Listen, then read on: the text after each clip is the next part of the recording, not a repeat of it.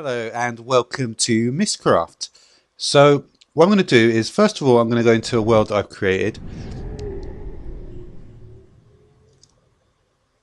And if we take a look at this world, we can see that this world is completely full of oil. So this was a very, very fortunate world that I got.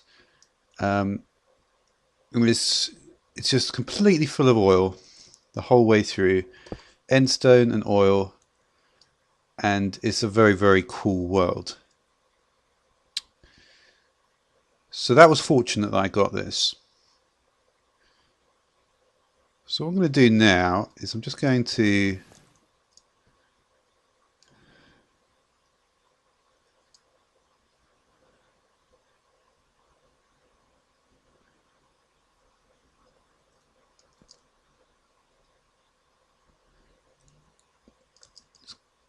go back here. But as you can see, this is a world full of oil. So that's very, very fortunate. And this is completely randomly generated. I didn't use any of the sort of recipe guide for for making pages or any of this stuff. And so that's another thing that I wanted to do, because I don't actually think that the system with the inkwell and the bookbinder, I don't think it makes any difference, if I'm being honest. Of course, if you do use the pages and you put in the right grammar, sometimes you do seem to get something similar to what you set out to get. But a lot of the time, there's actually very little point in using the system at all. The best way to use the system of Mystcraft, in my opinion, is all you do is you just find your spot in the overworld that you want to basically make like a sort of hub for all your entrances to another world. And then all you do is you just get yourself a descriptive book. You just get yourself a descriptive book, get a load of linking books, get about 10 linking books, get a load of book stands as well. And then just put all your descriptive books on the book stands.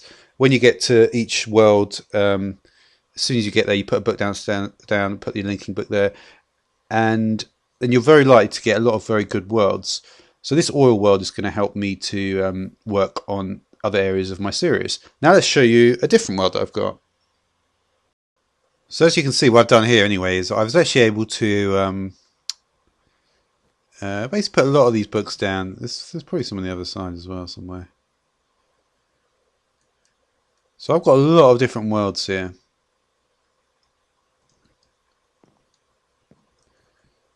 So let's see what world this is. Age 13. So we should just be able to do something similar to this. And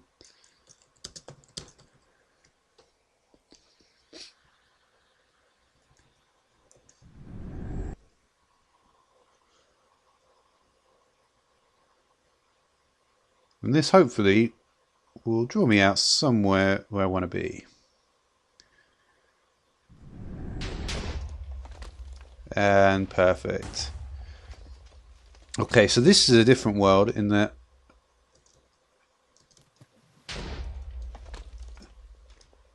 you can see we've got these huge mountains of molten redstone. Now there are, I believe, also explosions, which is unfortunate. But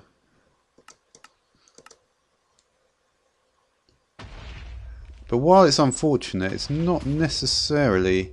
Oh, actually, it is getting decayed, isn't it? So this is going to be a more tricky world to work with, I think. But even so, I would like this molten redstone. And it may be possible to actually get some before the whole world decays. And I can always spawn to new locations as well. So I'm going to have to work with the decay. But having a river of molten redstone is also very good. And this is kind of the important thing about Mystcraft. The most important things really nowadays that you're looking for are rivers of molten metal or just in any liquid at all really is kind of what you're looking for.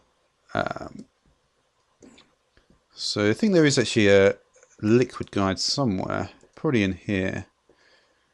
Not in the ore dictionary. Game register.